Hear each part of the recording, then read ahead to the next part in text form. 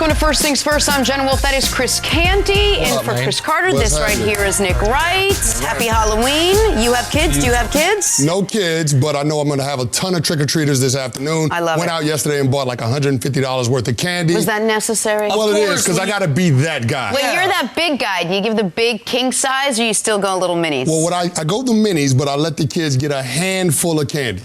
Look at your hand. You must have been a disaster as a kid. He's a good guy. And by the way, in honor of the World Series, we go to our number one reliever, Cris Canty. Thank you so much for coming in today, brother. Sometimes the best ability is availability. Appreciate you. I get it. All right, well, it was a nightmare for the Warrior fans last night when they learned Steph Curry broke his hand. Joel Embiid and Karl Anthony Towns gave us a trick and a treat. And sticking with the theme, we start with an autumn night in Houston. Nationals and Astros in a winner-take-all World Series. Game 7. Zach Greinke was cruising on the hill for the Astros through 6 innings of work. And then old reliable Anthony Rendon took the plate, going yard for the solo shot to pull the Nationals within 1 run. Still in the 7th, they pull Greinke. They put in Will Harris. And Howie Kendrick says, hey, thanks for the pitching change. Hits a 2-run home run.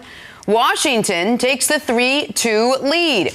2 RBI singles later would make it 6-2, and Nats pitcher Daniel Hudson would do the rest. Michael Brantley at the plate. Michael Brantley striking out. Bottom 9, sealing it.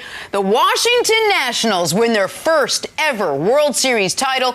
2 great teams, 1 great series, 100 bottles of champagne.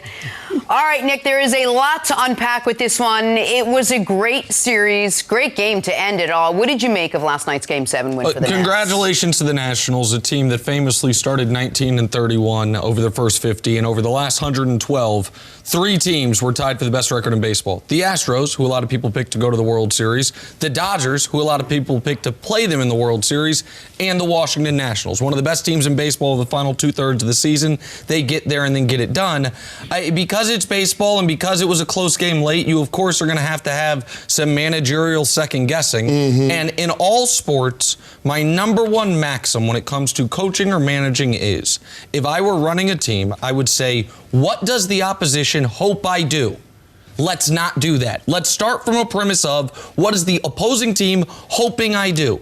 And if I were the Washington Nationals last night, I was hoping they took out Zach Greinke. I was hoping that they, no matter how effective Will Harris has been, no matter how rested you feel the bullpen has been, no matter what you think the strength of your team is. Even if you have Garrett Cole sitting there, whether you want to bring him in or not. Absolutely. Even Garrett Cole, because you know you're probably, if you are going to bring in Garrett Cole, it's not going to be mid-inning. It's going to be at the beginning of an inning. So we can have a clean inning.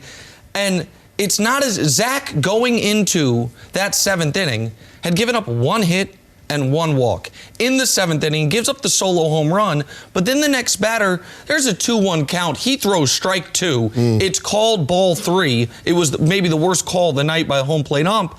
And Canty, then I think that Zach gives in, doesn't want to give him an easy pitch, so he walks him, and you pull him from the game. I'm not saying that the Nationals couldn't have won otherwise. I'm saying pulling Zach Greinke there was a relief to the Nationals dugout and the Nationals clubhouse, and they immediately responded by taking a lead they would not relinquish. Yeah, I'm right there with you. Up until that point, Zach Greinke was lights out. I mean, he had only allowed 2 base runners before he got into that 7th inning. And oh, by the way, in 6 1/3, he only used 80 pitches, so he was incredibly efficient. So, I mean, when you look at this Houston Astros team, they're built by starting pitching in their lineup being able to manufacture offense a lot of different ways, whether it's home runs or whether it's just putting the barrel of the bat on the ball in hard contact and putting runners on base. But the fact is, they weren't able to come up with a big hit last night, but Zach Greinke was keeping the game close and giving them more opportunities to. But once you go to that Astros bullpen, it gets dicey. I mean, they showed up in the Yankee series in the CS, and they were lights out. But we know that the Astros bullpen is the weakness of this team.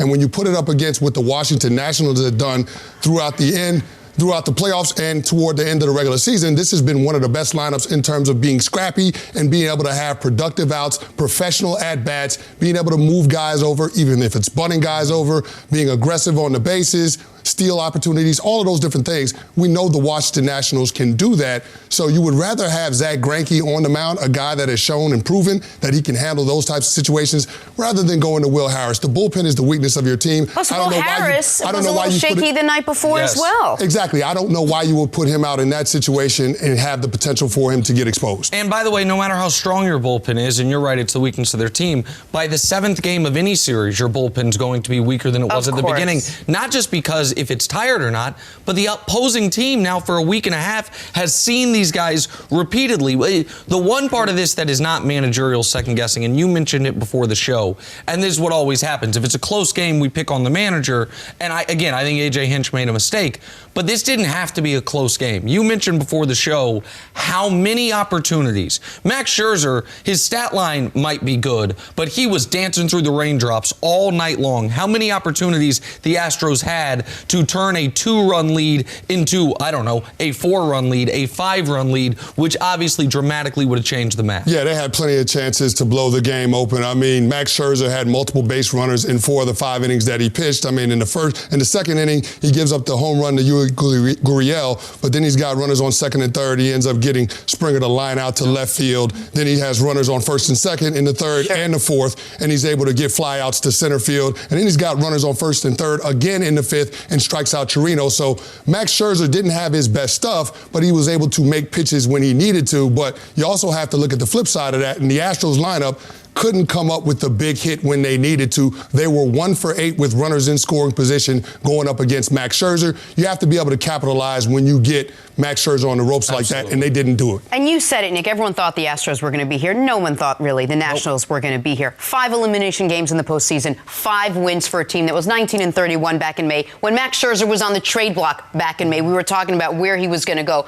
For what they were able to put together from May forward, I mean, they were so sort of neck and neck with the Astros the whole way. There was a graphic that went up on the game last night, how many runs they both scored, how many wins they both had. I mean, what can you say about what this team was able to put together without Bryce Harper, with all the negativity, and with the way they started the season? Well, there's something to be said for momentum in sports, whether you're talking about baseball, football, or basketball. The team that's playing the best at the end of the regular season gives themselves a distinct advantage once you get into the postseason, and you saw the Nationals were able to ride that wave. I mean, they're 3-0 in elimination games during this postseason. First team in baseball to have ever done that. They were down late in that wild card game against the Brewers, found a way to win. They were down in that Dodgers series, found a way to win. And then, of course, they sweep the CS, and they're waiting for the winner of the Astros-Yankees. But the fact that this team had been playing so well once we got to the postseason, I think there's something to be said for that. They caught that proverbial lightning in a bottle, and they rode that all the way to a championship. And my hometown Kansas City Royals were a big part of the revolution of, hey,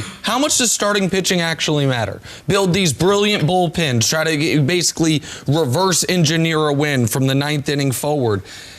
The Washington Nationals, they needed not 11, they needed 12 wins to win a World Series this year because they played in that wild card game. They got 10 Steven Strasburg and Max Scherzer starts. They were 10-0 in those 10 starts. They were 2-5 in the other 7 games they played. They might have gotten here because the team as a whole was playing great over the final 2/3 of the season. Once they got to the postseason, they had a future first ballot Hall of Famer in Scherzer take care of business, and a guy who now is on, we'll see how his career moves forward, but Strasburg, #1 overall pick, a guy there was controversy surrounding him about shutting him down years ago before the postseason, a guy with all this potential.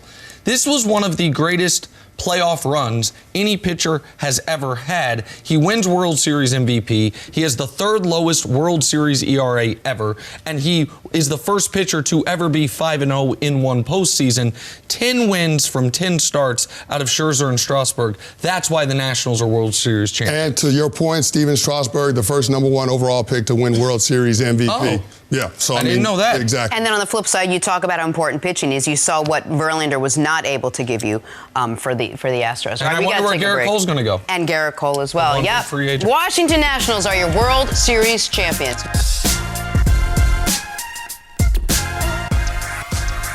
On to the Warriors now. New season, new arena, and new problems for the defending Western Conference champs. 2-time MVP Steph Curry suffered a broken hand in the team's loss to the Suns last night. Curry will have a CT scan to determine if surgery is the next step, but a timetable for his return is not yet set. Regardless, it is not good for a Warriors team with just one win on the season. Nick, what was your reaction to Curry's broken hand and where the Warriors are now? All right, so multitude of reactions. First one, totally preventable play. Cris Carter laughs when I say this. But this is why trying to take that weak side charge is a dangerous play that should be eliminated from basketball. Aaron Baines, is 7 inches taller than Steph Curry, 80 pounds heavier. Go up and contest or get out the way, because this is what can happen. I've been saying this for 3 years. The worst thing in basketball is these big guys trying to come over, take these weak side charges instead of going up and playing defense, because it's dangerous for both players. Now, one of our best players in the league is sidelined. Some injuries you can't prevent. This is preventable, but everybody takes these damn weak side charges. All right, I'm off my high horse on that. Now to the actual impact. Okay. For the Warriors, you can argue it's a blessing in disguise. For the Warriors, that team's not going to be great this year anyway. They now are going to have a higher draft pick. Steph, after 5 straight trips to the NBA Finals, 5 straight 100-ish game seasons, a little less because he's missed some time due to injury, but 5 straight very long seasons. He can recuperate, rest. They can maybe up D'Angelo Russell's trade value as far as featuring him. So for the Warriors, aside from the people who paid a few $1 million for the PSLs in their new Chase Center in San Francisco, this is not devastating, it's just disappointing. For Stephen Curry, Cris, I find this very, very disappointing. Not just because he's going to miss time, but he's going to miss an opportunity. He's going to miss the opportunity that LeBron James had a couple years ago, the year Kyrie left. Everyone knew that Cavs team couldn't win the title, but we were able to see LeBron as a one-man show, and a lot of people say that might be his best individual regular season ever. The opportunity Russell Westbrook had the year when KD left, before Paul George got there, where he leads the league in scoring, averages a triple-double, and puts his team on his back. Hell, we can go back 25 years. The opportunity Scottie Pippen had the year Jordan retired the first time, when he gets the Bulls to 55 wins, to the playoffs, is an MVP candidate. Steph was going to have that opportunity this year to remind everyone that the old hashtag Steph better actually is true. That opportunity has now been taken from him. Maybe the Warriors are better long-term because of it, but for Steph, this is devastating. No, it absolutely is, and for all the reasons that you just outlined, and it was going to be an opportunity for Steph in the context of the super team era to come out and show his individual greatness. He was going to have an MVP caliber season for this team to be competitive in the Western Conference and get into the postseason. But now that's gone away.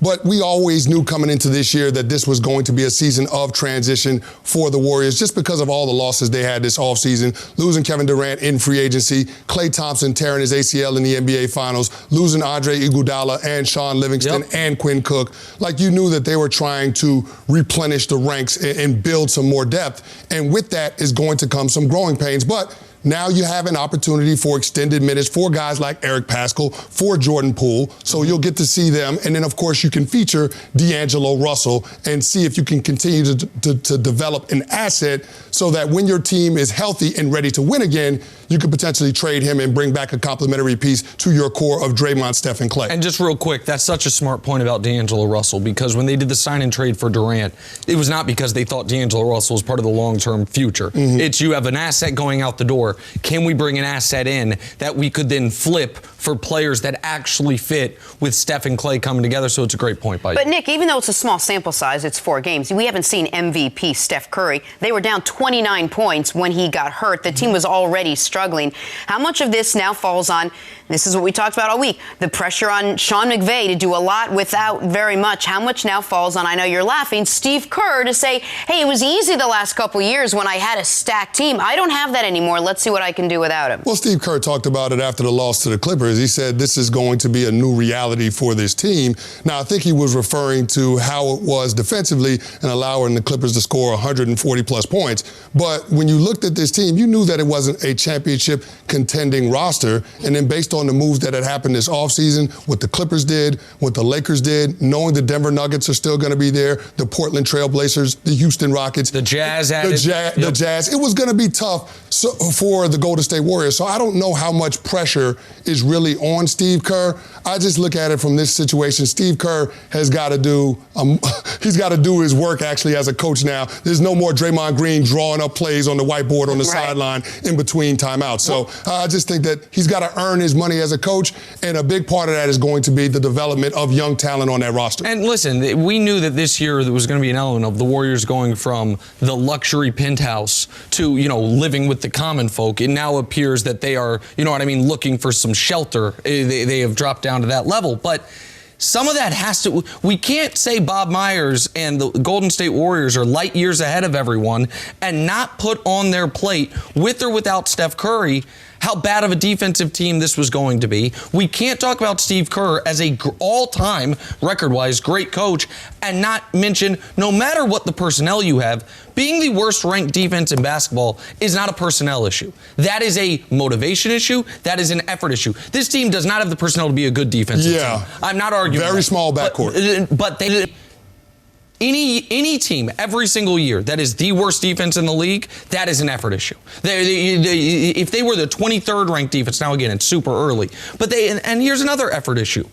They've been down 30 in all of their losses this year. Yes. 31, 42, 34. You mentioned they were down 29 when Steph got hurt. Yes. This wasn't a game that just got away from them. I think it was 43-14 at the end of the first quarter to the damn Phoenix Suns. And the Suns are playing better this year, but come on. Like there is an element of, if for the Warriors, can you do what so many other teams have to do every year, which is get up to play knowing best we can do is the 7 seed. A great season for us would be an amazing season for us would be an upset in the first round of the playoffs. Man, that is the universe the Orlando Magic, the Charlotte Hornets, the New Orleans Pelicans every year have been in for the last decade.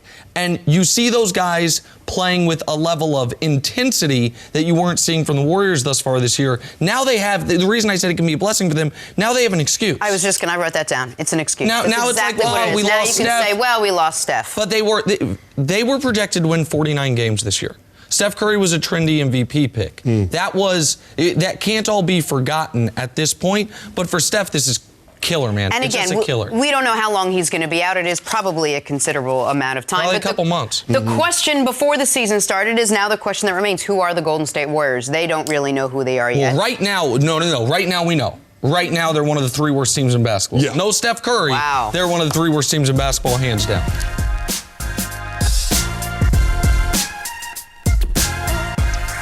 Jimmy G and the Niners defense looking to remain undefeated. But Cardinals rookie Kyler Murray looking to do a lot of defeating. He's got his team playing pretty well lately. Should the Niners be on upset alert tonight? I don't think so. I've been looking for reasons to slight the 49ers, and at every turn they keep showing up. That defense, that front seven, they really get after it. And the fact that they're able to put so much pressure on opposing quarterbacks and they force so many mistakes from opposing offenses, that's something that you can always hang your hat on. They always say that defense and run game travels. Well, I mean, they're going to be on the road in a short week against a division opponent, but after what they did to the Carolina Panthers and dismantling them this past Sunday, rushing for over 200 yards, having 7 sacks and 3 interceptions, I think they'll be just fine down there in the desert. Now, the one thing I will say about the Arizona Cardinals offense, they don't turn the ball over a whole lot. Which is impressive. Rookie coach, rookie quarterback. And with a system that we didn't know whether or not could work in the National Football League. So I think they've got a chance to keep this thing close. But in the end, I think the San Francisco 49ers are just a much more talented team. And the way that Kyle Shanahan is calling plays this year, I think he's elevated himself in terms of being one of the best play callers in the National Football League. Your point on the on the Cardinals not turning the ball over is an important one. Kyler, 4 picks in his first 4 games. Not shockingly, the team was 0-3-1 in those first 4. 0 picks in his last 4. The team 3-1 in those 4, with the 1 loss, of course, coming to New Orleans this past week. I think the Cardinals are a good story.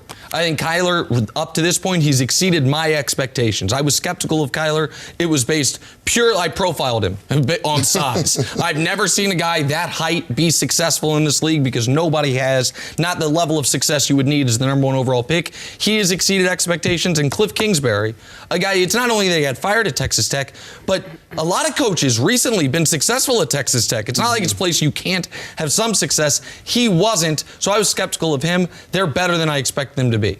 But there are certain NFL games that one mismatch is so dramatic, almost nothing else matters. And I feel like the mismatch of the Niners defensive front to the Cardinals offensive line is so dramatic, almost nothing else will matter in this football game. Like, it is not often that it comes down to just one thing, but if it is going to come down to one thing, it is the best pass rush in football against an offensive line that's given up the third most sacks in football. And some of those might be Kyler's fault running into him, but we know they haven't spent resources on that offensive line. I don't know how the Cardinals can block this Niners front. That's why I would be shocked if this is a one-score game in the fourth quarter. Here's my question. Never have we talked so much about an undefeated team and spoken so lightly or hardly at all about their quarterback. We don't say anything about Jimmy Garoppolo. Is he a good quarterback? Can he lead this team all the way? I know we talk so much about how great their defense is, but can you just tell me, could Jimmy Garoppolo be the place where the Niners could perhaps, or the Cardinals could maybe make a dent? Well, listen, you're always going to give yourself a chance if you can force the other team's quarterback into some mistakes. Now, as far as Jimmy Garoppolo goes, the answer to your question, Jenna, is we don't know. Right. We don't know. But the team around Jimmy Garoppolo is so good. I think they do a great job of being able to support their quarterback. And anytime you can have the balance that the 49ers have on the offensive side of the ball, you're always going to give yourself a chance. Now, keep in mind, John Lynch made some moves at the trade deadline, bringing over Emmanuel Sanders to help out Jimmy Garoppolo. I think it creates some opportunities for shots in the vertical passing game that this 49ers offense just did not have. I mean, with all respect to Deebo Samuels and Pettis and the rest of those guys, I think Emmanuel Sanders is a much more accomplished receiver. And then the fact that you have George Kittle to control the middle of the field and limit the kind of coverages that you're going to face, it's going to create opportunities for those receivers outside of the numbers down the field. So I think that's a way to help Jimmy Garoppolo. But ultimately, this San Francisco 49ers team, I think that they're going to be in the conversation once we start talking about playoff contenders. I don't know if Jimmy Garoppolo is good enough to win playoff games, but I think he's good enough to get them into the tournament. The reason we're not talking about Jimmy Garoppolo is the question for the Niners is related to their passing game. And when a team's undefeated, you don't bring up the negatives very often. Like, That's a good point. He has not played great. By 9 touchdowns, 7 picks, below average NFL quarterback rating for the season. By the way, when people say they don't have receivers, Nick Mullins last year, but at the second half of the season, actually played pretty damn well for a Niner team that wasn't nearly as good. But we're not going to pick pieces apart of an undefeated football team right now. If they start losing, my guess is it will be because of lack of production in the passing game, and that's when we will set our laser sights on one handsome Jimmy. I didn't say that. I don't see quarterback. Handsomeness? You don't see handsomeness? In terms of aesthetics. Okay. Nope. On to some NBA now. T-Wolves and Sixers battling, literally, 7-footers, Karl Anthony Towns and Joel Embiid going at it. Haymakers were thrown, eyes were gouged, headlocks were engaged. Both were ejected for fighting. Here's Embiid after the melee. First of all, I ain't no so, there was not a lot of talking. You kind of happened out of nowhere. And, I just did what I had to do. Going into the season, I kind of say I was going to try to stay away from all that, but, like I said before, I never start anything. I always react, and I guess he always finds me. But I was built for this city, and that was built for me. All right, so Embiid took to Instagram to continue the beef, posting, quote, "Great team win. I was raised around lions and a cat pulled on me tonight." Cat responded by posting the picture of Embiid crying after losing in the playoffs last season. Well done, Karl Anthony Towns. Well done. Look, Joel Embiid came out before the season and said, no more trash talking. I'm going to put my head down and play. I don't know if you would file this under that, but has this act by Joel Embiid worn a little thin to you, Nick? Well, it's who he is. You didn't totally see it when he was at the University of Kansas, but you saw the beginnings of it. And what Joel Embiid has in his favor, and one of the reasons Joel Embiid can act like this is he's the biggest guy in every room he walks into. Like Chris Canty, at least the Chris Canty I know, has a very nice disposition. Like maybe when you were an active football player, you were different. But always, everything I've read about you is you've always had, when you're off the field, you've been a nice guy. You're not out there to try to hurt people's feelings the way Embiid seems to be. But you didn't have to be. You were the biggest guy in every room you walked into probably from the time you were 15 years old. And there's an element of, what you gonna do? Like if you're Joel Embiid and you're in the NBA, you're like, what you gonna do? And we didn't post one of his Instagram comments, which to me went over the line one of Embiid's, where he uses really derogatory, some could even say misogynistic language towards Karl Anthony Towns. And he also mentions Karl Anthony Towns' mother. And I understand his mother is in the stands yelling at Embiid, but these are things... That's a no-fly zone when you start talking about somebody's mama. And it is, in pro sports, it seems to be a no-fly zone when you start to question another player's manhood, as Embiid did multiple times with Karl Anthony Towns. Now, there's a history here.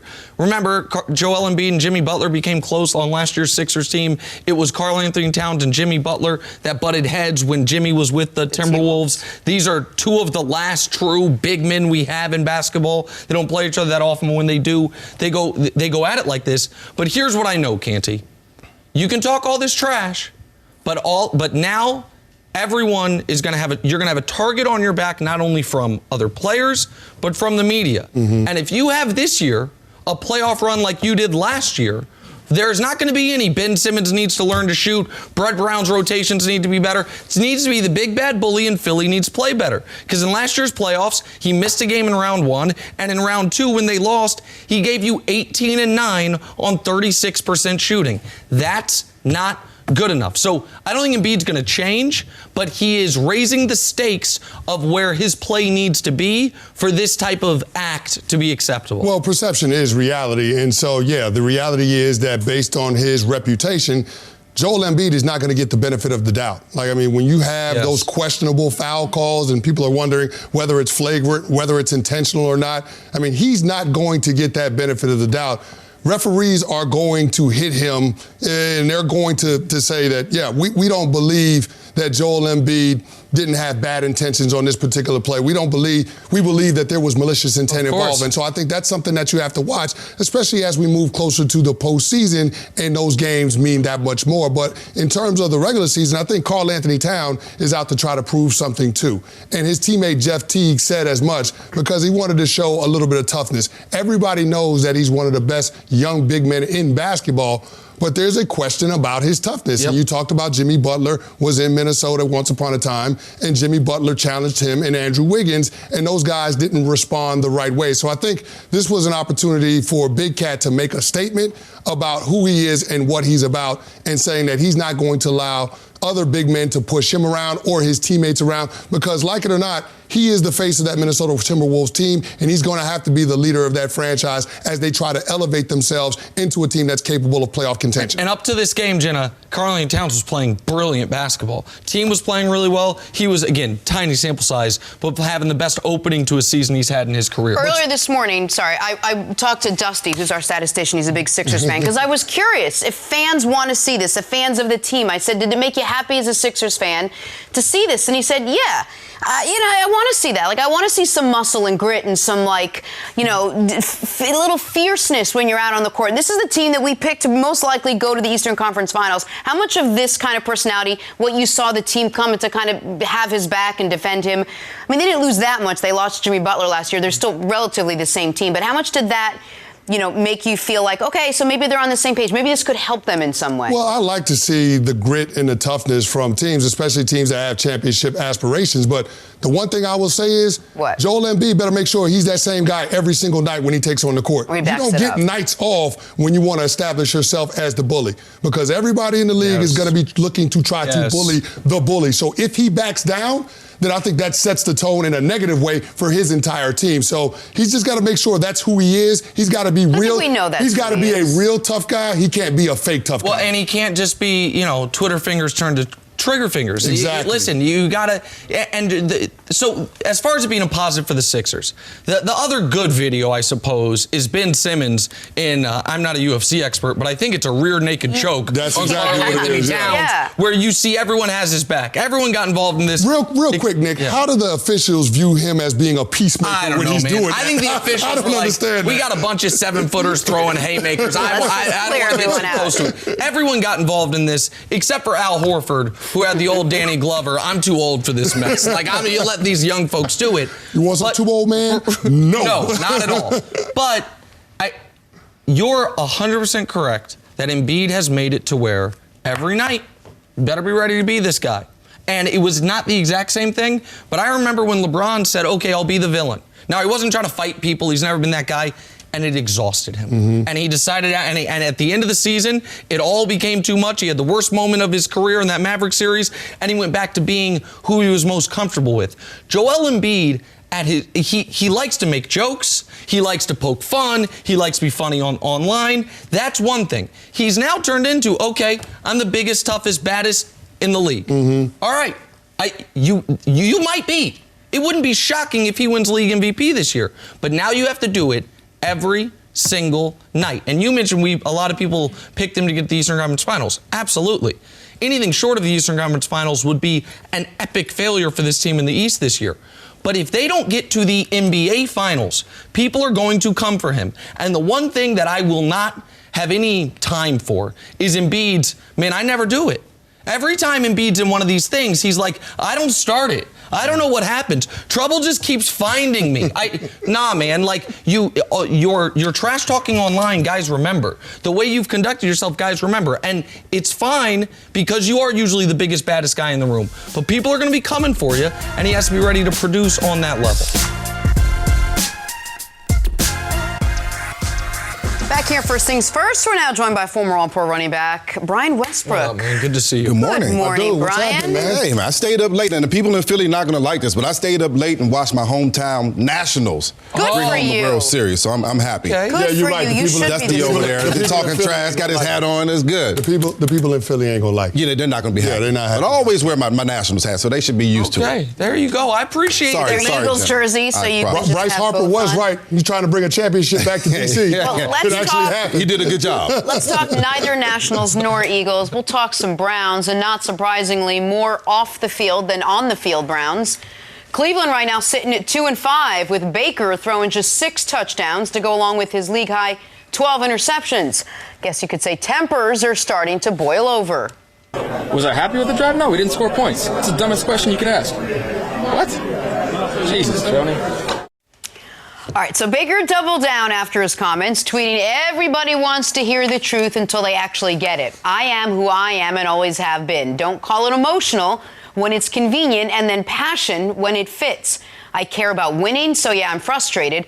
If I was to act like it's okay to lose, then y'all would say that I've gotten complacent. My sense of urgency is at an all-time high, and if I offend anybody along the way, well, then that's too bad. Brian Westbrook, you laughed a little bit when we were playing that, smiled maybe a guffaw or two. What'd you make of the latest from Baker? Well, I think when I have my franchise quarterback in front of the cameras, I want him to display a little tact. I want him to be a professional. I kind of want him to be humble as well.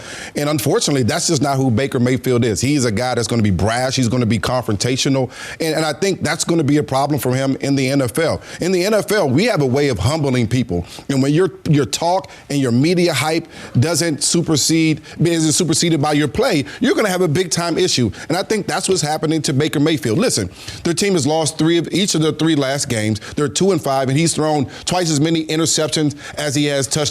He's not playing well. The team's not playing well. And at this point, he should be frustrated. However, don't take it out on the media. Be a professional. Find a way to win football games. Don't add more fuel to the fire. And to me, that's all he's been doing with all these media interviews, adding more fuel to the fire. Yeah, that's what the conversation should be about. This team being better at executing and Baker Mayfield not throwing the other team the ball. He's had an interception in every game that he's played this year and had an interception in their regular season finale last year. That's 8 straight games with turnovers from your quarterback. It's going to be hard to win ball games when you're doing that, but even beyond that, this continues to be the story for this Cleveland Browns team.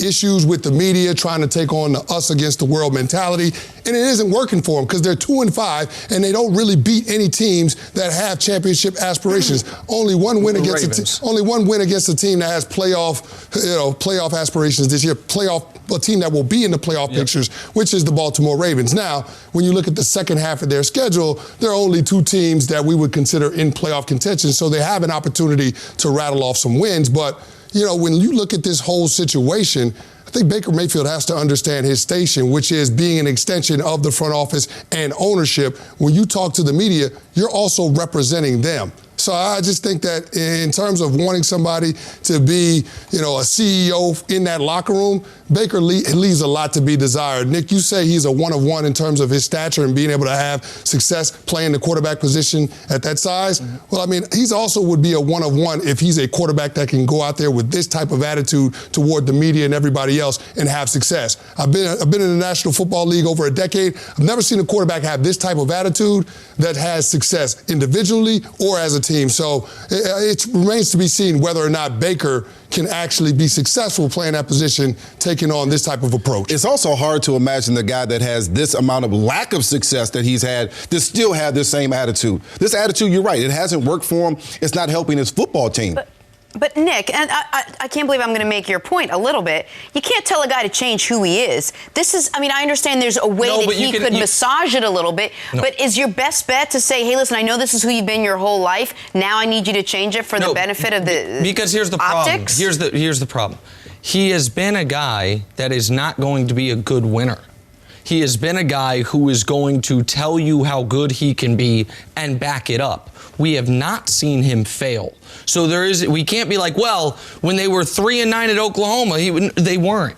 He was great. He's had his rookie year when he's pointing at Hugh and doing all that stuff. He's setting the all-time rookie passing touchdown record, and the team is winning in the second half of the season. He's having success.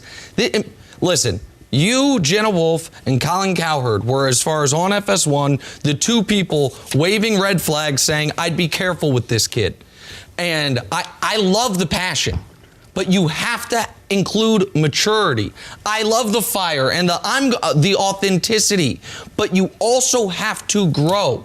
There is one of the things I'm about 10 years older than Baker, so I have that benefit. One of the things I've learned over the last, call it 5 years, is IQ is great.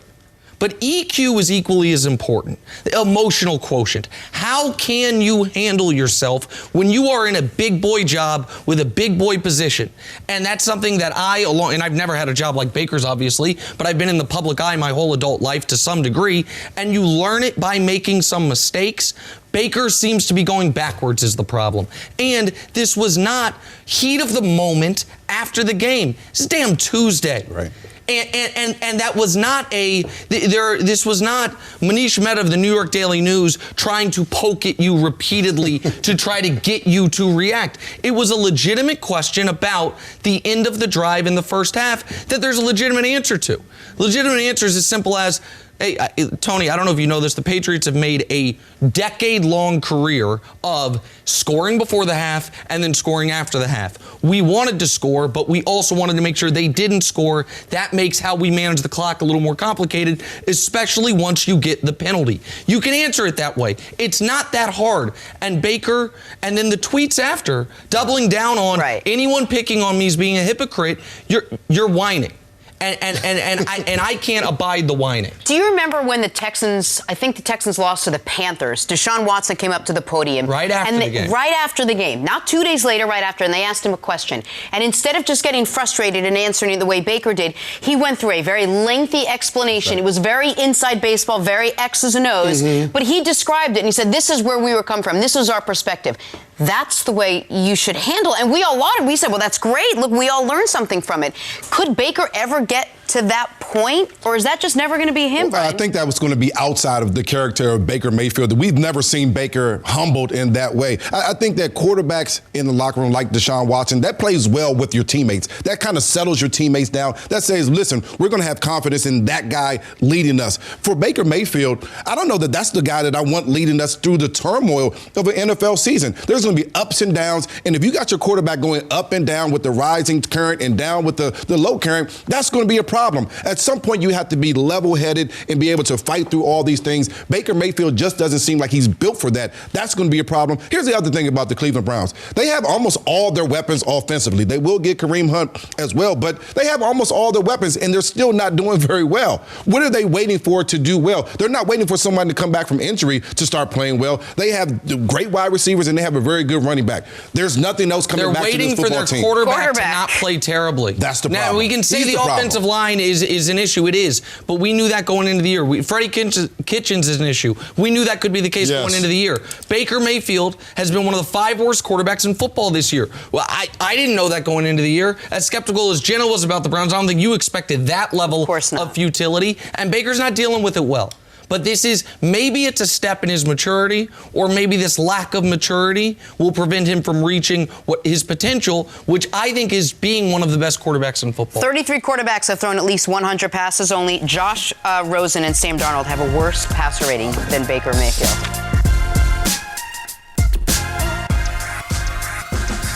Brian, your former team, the Eagles, trying desperately to right their ship. Many expected the 4-4 Birds to make a move before Tuesday's trade deadline. So when they stood pat, it left some scratching their heads, but not Carson Wentz, who said, quote, "We feel extremely confident in who we have." Brian, how do you feel about the state of the Eagles right now and now getting ready for the second half of the season? Yeah, I'm certainly not as confident as Carson Wentz. I think they have some glaring holes in their football team.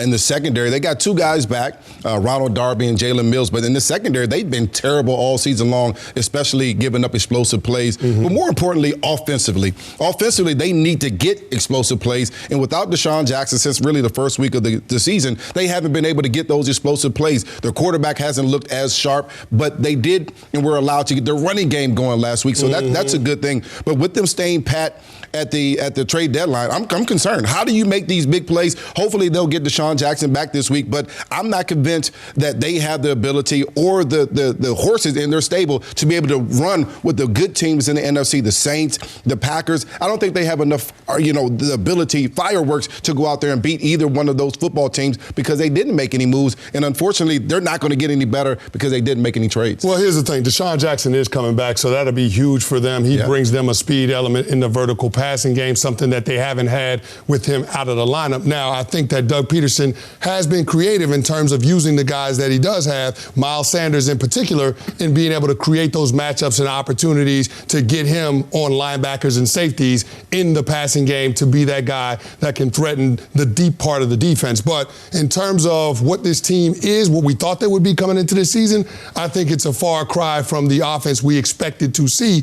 But last week in Buffalo, I think this group morphed into who they need to be. A team that runs the ball 40 times and is able to get over 200 yards rushing against one of the better defenses in the National Football League. They went up to Orchard Park and won a fist fight against the Buffalo Bills. And I think with that offensive line, the way that this team is personneled, that's exactly what they need their approach to be. Defensively, I thought they were a lot better in terms of not giving up big plays. But again, you're talking about going up against a Josh Allen-led Buffalo Bills offense. Which is why the Bills are a great precursor to playing the Bears, because a lot of similarities. Strength is their defense. Offensively, they want to run the football. They don't trust their quarterback. So if you're Philadelphia, that same script that worked last week, you at least want to see if it can work this week. But I want to ask you about something unrelated to this past week's game, which is we haven't had you on the show in the last couple weeks since all this controversy blew up. Now, I actually kind of know where you stand on this because I listened to you with Adam Lefkoe talk about this last week. But your thoughts on the anonymous reports, then the Alshon Jeffrey being outed as potentially the source, then Orlando Scandrick coming on FS1 and lighting the team on fire on his way out the door, how that affects the team, how that affected them maybe even positively last week, and why people continue to be questioning Carson Wentz as a leader of this football team. Well, I think Scandrick's comments really galvanized this team. They pulled them together. They had a team meeting, and in that team meeting, one thing was clear. We don't care who the anonymous source is. We don't need any more of it. If we want to win football games this year, we need to have these 53 guys inside this room together, and it can't be division by making comments into the press. And so that's one of the things that came for that. They came out and played very well against the Bills. They played together as a team. They looked like also a team that had more fire. They had more passion when they went into that football game, and that's something that they've been lacking all season long. I just think this. I think the Eagles are good enough to beat the teams that they're better than. Yep. But the teams that have a little bit more power, a little bit more talent than them, they're going to struggle against. And really, that comes to play from your quarterback position. Carson Wentz is a really good football player. However, he's limited because he has no weapons down the field. The other part to that is Carson Wentz, and this is one thing that he did really well in this last game. He uses legs a lot better. Mm-hmm. He uses legs a lot more. He's a running threat. And when you watch Lamar Jackson, you watch some of Kyler Murray, they're explosive and they make a lot of big plays because of their legs. Carson Wentz has that same ability. That's something that I think they have to get back to just a bit. And I think if they do that, they have a chance of winning some of those games, because if he can take over and be that special player that he's been in the past, they can win some of these football games even with being not as talented. I was right there with you up until you said you want Carson Wentz to be more of a threat in the running game, just because we know this guy hasn't been able to stay healthy and available for his team. And Nick Foles is not the backup anymore. He's down there in Jacksonville. So I don't have a lot of confidence in this team if they were to have to miss Carson Wentz for any period of time. But back to Nick's point about the commentary coming out of that locker room, I think it's a mistake to dismiss what Orlando Scandrick said. Okay. Some of the comments about leadership in the organization and some of the guys being satisfied from the championship that they won a couple of years ago. I don't want to gloss over that just because from the last two seasons, this has been an inconsistent team in terms of their performance. Now, I give them credit where credit is due. When they had to have a win, they were able to pull it off. I mean, going up to Green Bay, primetime game, they got a win on a short week. I mean, we saw them have a situation where they had to get a win last week up in Buffalo. They got a win. But the reason they had to have the win in Buffalo was because they no-showed against the Cowboys. And the Vikings. Yeah. And the Vikings the week before that. Why does it take all this infighting and drama to galvanize the team? A couple of years ago, it took the dog masks, and then last year it always needs to take something big and dramatic and chaotic, it seems, and that doesn't bode well for a team that wants to have any long-term success this season. Well, I think you had a stronger leadership structure in that locker room in that championship season. Remember, Chris Long was in that locker room. You had LeGarrette Blount in that locker room. Guys that had won championships the year prior so they're not there with anymore. The New England Patriots. They're not there anymore, and so I think there is a little bit of, a leadership void. And then, of course, the organization paying Carson Wentz all of that money this offseason. I mean, by default, they've elevated him to a leadership position. I think one of the problems in that locker room is everybody is not following Carson Wentz. And so it's interesting to see how this dynamic plays out. But, I mean, if they're going to have any chance of being able to salvage their season, this team has to come together. They have to stop being inconsistent. They have to be more reliable in terms of their approach, their identity, if they're going to make it back to the postseason this year. I think you made an interesting point that everyone is not following Carson Wentz. And one of the reasons why they're not is because they had that experience with Nick Foles. And they had so much success with Nick Foles. They're like, hey, you're not leading the same way that Nick Foles led, and he won with us. And so when you start losing some football games and you're leading in a different way from the quarterback position, there's players on that roster saying, well, this is not the way that we're going to win. You're doing it totally different. And they have to get used to that, either get used to that style, because Carson Wentz is not going anywhere, or they have to get shipped out of there. And unfortunately, some of those guys in that locker room will get shipped out of there. And just quickly here, a couple of years ago, I don't think they needed the dog masks and the underdog stuff to galvanize them. They were a great team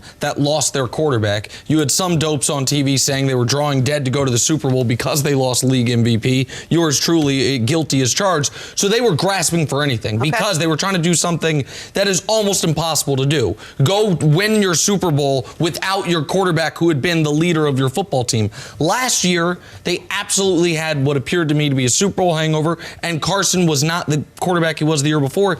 This year, man, maybe they're just not that good. Yeah. Maybe the deepest team in football, and Howie Roseman's built this amazing roster, and look at all this talent. Maybe the talent got a little old. Maybe they got bit by the injury bug. Maybe Carson Wentz is not going to get back to the league MVP level play we saw from him in year 2. I mean, hell, Marcus Mariota had the best. He's not Marcus Mariota. I'm not saying that. But he had the best year of his career in year 2. He's about to be a backup quarterback once his rookie contract's over. Sometimes guys flash and they can't sustain it. The Eagles right now are a slightly above average football team. That's who they've been all year long. Yeah, but I don't know if the talent is the issue, because I can't unsee what they did to the Green Bay Packers, who I would consider one of the best teams in the NFC. If you can play at that level, why don't we see that team on a week-in, week-out basis? All right, we got to take a break. Nick, is the Warriors' title window shut down? Well, that's a really interesting question. So, do I think the Warriors can compete for a championship Next season, the season after is the question. Because obviously this year, they now no longer can even compete for a playoff spot. They're going to be competing for one thing, ping pong balls. Like that's how they looked with Steph. I thought they could pull themselves out of it, but without Steph, that is a wrap. I'm hesitant to say the championship window is closed for two reasons. One is the guy over my left shoulder and the guy who's coming back, the two greatest shooters ever. No problem. And the other is Bob Myers and this organization have shown an ability to stay nimble, to try to stay active as far as, hey, Giannis is free agent in a couple years. What is that draft pick going to be?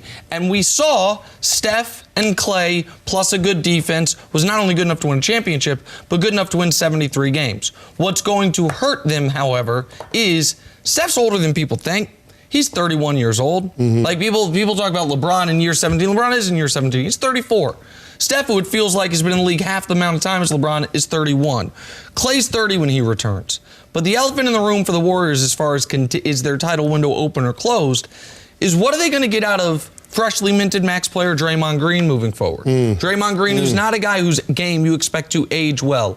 A guy who has made his money defensively and playmaking-wise, but if his athleticism drops 5%, because he doesn't have that much athleticism to begin with, he's not going to be able to make those rotations. He's not going to be defensive player of the year, all-NBA first-team defense guy that he was. And then what is he? We know he can't shoot. We know he's limited offensively. So if Draymond can play up to his contract over the next few years, then the title window stays open.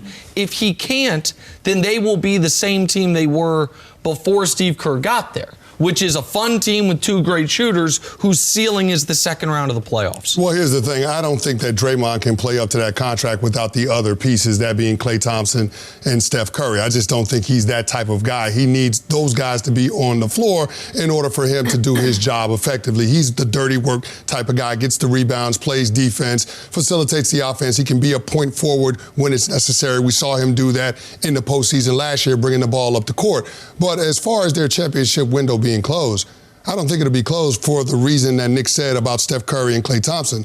Those are two of the greatest shooters the game has ever seen. Those two guys are going to be able to shoot when they're 50 years old. I mean, these are not guys that are overly reliant on their athletic ability. So as it diminishes, they're still going to find ways to be effective just based on basketball IQ and their skill set. Now, in terms of cap flexibility for Bob Myers, I think there are some challenges because you do have those max contracts. Yep. But the fact that this team is not going to be very good, the fact that you did trade a top 20 protected first-round pick to the Brooklyn Nets to bring over D'Angelo Russell, that's going to give you an asset to be able to build your team, whether you draft a guy or whether you use that pick in a future trade. So I just look at this as a situation where it's a blessing in disguise for the Warriors because they need a way to be able to acquire talent that's complementary to their core guys, bring in some younger players with fresh legs in order to supplement what the big three are bringing to the table. And if you are out here saying that it's over, the Warriors will never compete for a title again, then whether you want to acknowledge it or not, you're out here saying anyone that's got Steph Curry as one of the 25 greatest players of all time is wrong. Steph Curry, I mentioned he's older than you think in that he's 31 years old, but the all-time greats, of which Steph Curry in my eyes unquestionably is one, they continue to compete for titles, not until the very bitter end, but man, Kobe competed until year 18. You know what I mean? And Kobe might be He dropped 60 in his final game. Absolutely. And obviously the team was no longer competitive at that point. They played defense. But there is an element of how good do you think Steph and Clay actually are? I think they are brilliant.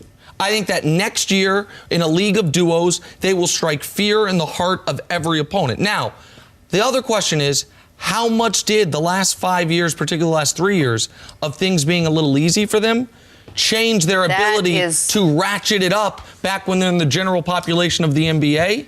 Well, we're unfortunately not going to be able to find that out till around a year from now. That's what was my point. They spent the last couple years just coasting through the regular season. There was never a sense of urgency until the playoffs started. It's hard to regenerate that. What you can do is go the other way. Aaron Rodgers has been without his favorite target, Davante Adams, since his toe injury back in Week 5. But with Adams back on the practice field yesterday, yet optimism high, he could return Sunday against the Chargers. Well, the 7-1 Packers are looking like a pretty dangerous team. And Davante can see a twinkle in Aaron Rodgers' eye. You definitely can see it in his play that it's a little bit of a heightened awareness and just overall just taking a step up, kind of like how I say he goes from preseason to the regular season. You can see that look in his eyes, and it's almost like a playoff stare already. So when you have that from A-Rod early, it's going to be tough for other teams. Brian, we saw what the Packers could do without Davante Adams. How much more dangerous does this team become once he returns to the lineup? I think they're pretty dangerous. You got to think about it. Coming into the season, there was 2 questions about the Packers offense. What's the relationship going to be with the head coach, Matt LaFleur, and Aaron Rodgers? And can they get their running backs, Jamal Williams and Aaron Jones, involved in the offense? And I think they've answered both of those questions, and their offense has looked very good, especially without Davante Adams for these last 4 games. Aaron Rodgers and Matt LaFleur seem to have settled that, listen, we're going to do what's best for this football team in winning football games, and they've done that. They won a bunch of games so far. Both running backs, Williams as well as Jones, have got involved in the run game as well as the pass game, and their offense looks great. Listen, over the last 4 games, they've averaged 32.5 points. That's without Davante Adams, and I just hope that what happens with this offense as it continues to grow is that they don't just go back to the situation where they're only throwing the football, that they still continue to keep the running backs involved, because it's just hard to deal with a team that's 2-dimensional, a running attack as well as a passing attack, and you add a running back into that passing attack, it's just hard to defend that. And these Green Bay Packers offense continues to be undefendable in a lot of situations. Well, ultimately, they brought Matt LaFleur to the Green Bay Packers as the head coach to take some of the heavy lifting off of Aaron Rodgers. Matt LaFleur has been known to be an offensive genius. He comes off of that Sean McVay tree, but one of the things that Matt LaFleur did at his stop in Tennessee is run the football a lot. So introducing that element to the Green Bay Packers offense gives them a little more balance, and in the long run, it's going to end up benefiting Aaron Rodgers to be able to operate off of play action and get shots down the field. It keeps Aaron Rodgers from having to go off script, off schedule so often. So I like the idea of that, but because they've been shorthanded with the skill position players, particularly the receiving spot, you've been forced to find some new creative ways to be productive in the passing game, and that has to be the emergence of the running backs, Aaron Jones and Jamal Williams, as receiving threats out of the backfield. So I like the fact that they have this new element in their offense, but also I like the fact that this team can win games a lot of different ways. If they got to win a shootout, they can do it that way. We've seen their defense take strides in terms of being able to limit opposing teams putting points on the board. Yeah, they're not going to be a lockdown defense like the San Francisco 49ers, but they tighten up in the red zone, top 10 in red zone efficiency defensively, and the fact that you have 2 guys that can get after the quarterback, that plays well once we get to December and on into the tournament. So I do believe that this Packers team is built to make a playoff run this year.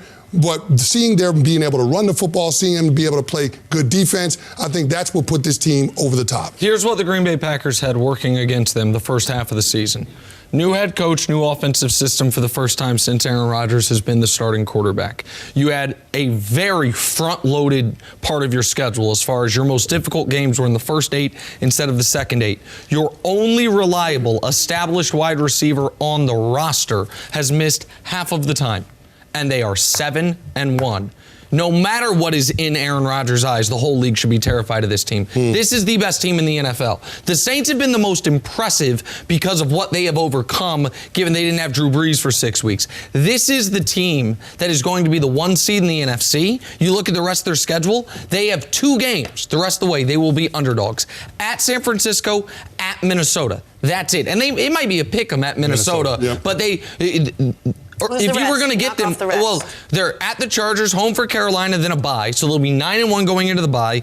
At San Francisco, then at the Giants, home for Washington, home for Chicago, they already beat. Wow. At Minnesota, they already beat. And at Detroit in the final week of the year. The Packers, if you were going to get to them, you needed to get to them early. That's why that first game of the year at Chicago, where the offense only scores 10 points, made one big play, the Aaron Rodgers shot early in the game. It's all they needed. That's why beating Minnesota the way they did in week 2 was so critical. That they had the one hiccup Thursday night against Philadelphia, where either Philadelphia was more desperate or they just played their best game, whatever it was. The Packers are the best team in the league, and they've got right now the best healthy player in the league. Aaron Rodgers and Russell Wilson probably battling for that as we speak.